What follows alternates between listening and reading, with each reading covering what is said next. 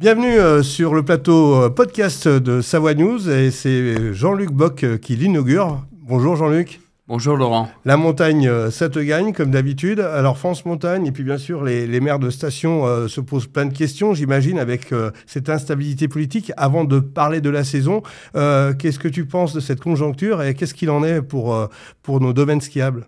Alors si tu parles de ce qui vient de se passer dernièrement avec la suppression d'un gouvernement axé en partie sur la montagne, puisqu'il y avait notre Premier ministre qui était un parfait connaisseur du modèle, avec beaucoup aussi d'élus et de ministres qui étaient en parfaite connaissance du modèle économique et de sa situation. Oui, c'est compliqué, oui, c'est grave, et surtout, c'est notre pays qui est en difficulté, et pas seulement la montagne et la montagne économique. Qu'est-ce que la montagne attend de nos politiques aujourd'hui ?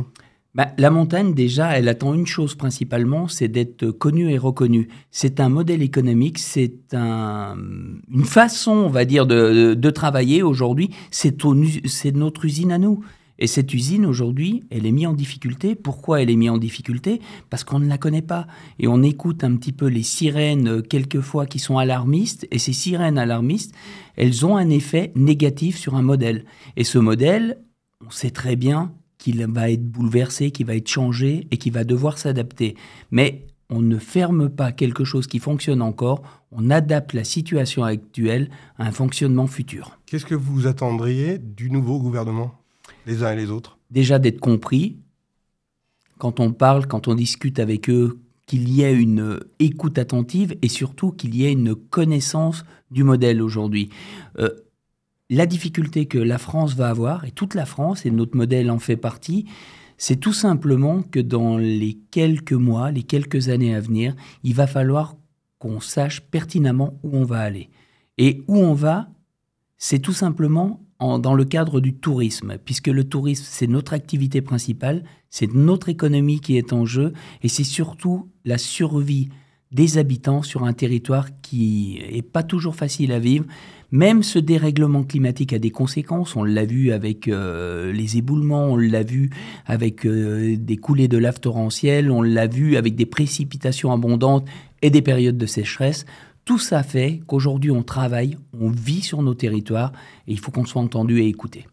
France Montagne voit l'hiver avec un bon signe puisque la neige est annoncée, les réservations sont pleines, on le sait déjà. Quels sont les curseurs que vous voulez cultiver sur les prochains mois ? Déjà, pensez à ceux qui sont en difficulté ou qui seront en difficulté, les stations de très basse altitude en versant sud, puisque leur modèle doit s'adapter beaucoup plus rapidement que les autres. Mais par contre, le ski est encore le vecteur économique qui pousse tout le monde à venir en station et à faire fonctionner ce modèle. On le voit, les réservations sont en hausse, sont en avance sur l'année dernière qui était le meilleur modèle depuis de nombreuses années. Et cela permet à tout le monde d'avoir une envie, une motivation encore plus grande de faire fonctionner ces stations.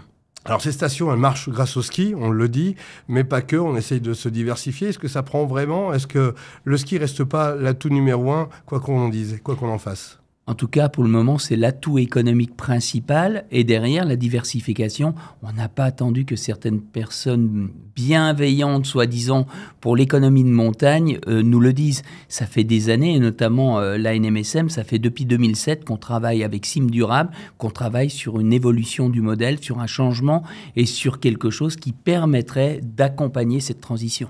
Alors justement, les maires de station aujourd'hui sont préoccupés par cet axe politique qui est instable, par aussi la situation au niveau du climat. Où sont là aussi les objectifs à venir ? Les objectifs déjà sont de permettre l'adaptation et surtout de permettre à avoir un modèle économique qui permette aux habitants de vivre sur ce territoire.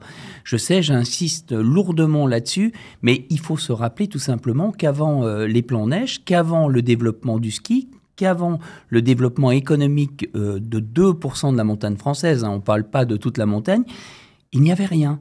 Et qu'en hiver, principalement, c'était l'exode. L'exode en milieu urbain pour aller trouver un métier qui permette aux familles de continuer à exister et travailler sur les territoires. Aujourd'hui, si on change ce modèle, C'est très bien, on n'a pas de problème là-dessus, personne n'a des problèmes. C'est simplement qu'aujourd'hui, le ski est le seul vecteur économique qui permet de continuer à travailler sur ces territoires. Donc, on va l'adapter. On change petit à petit la façon de faire, la façon de consommer, la façon de concevoir. Et ne jamais oublier aussi que c'est en montagne où on est le plus vertueux et où on essaye de développer des modèles nouveaux qui sont économiques en modèle énergétique, qui sont bienveillants en fonction de l'isolation des bâtiments et de tout l'écosystème, mais que la mobilité est l'affaire de tous et principalement l'affaire de la SNCF qui aujourd'hui nous pose un vrai problème parce qu'elle est de moins en moins vertueuse dans la mise en place d'un système qui permet de décarboner notre mobilité. Ça fait beaucoup de batailles en même temps. Ça fait énormément de batailles, mais c'est là-dessus où tous les montagnards sont solidaires. L'effet de cordée fait qu'on a tous compris à un moment qu'on est intégré dans un modèle qui doit continuer à être vertueux, qui doit continuer à nous permettre à tous de vivre. Alors ça veut dire qu'il faut se remettre en question. France Montagne aussi se remet en question, se pose des questions sur l'avenir, sur son organisation. Si France Montagne ne se pose pas des questions alors que c'est l'organisme de promotion et de communication nationale pour la montagne française, il y aurait un problème. Oui, France Montagne est en train de restructurer sa façon de penser, sa raison d'être, et on est en plein dedans, on est en plein travail depuis presque un an où j'avais annoncé cela à Chamonix. On continue à avancer, on continue à progresser, et on aura une restitution au mois de février lors de notre Assemblée générale. Quand je dis une restitution, c'est une feuille de route et une raison d'être. D'autres temps forts pour France Montagne d'ici les mois à venir ? Alors, évidemment, on a lancé toute la partie hiver déjà depuis un certain temps, puisque en règle générale, on travaille avec une saison de retard. Et là, on commence à préparer la saison d'été prochaine. On commence à travailler sur les sujets de l'année prochaine, en 2025. Mais en tout cas, on a vraiment cette envie, cette motivation. Et tous les acteurs de la montagne qui étaient réunis aujourd'hui ont fait un travail exceptionnel et on avance vraiment, vraiment très bien. Merci Jean-Luc Bock. Merci Laurent.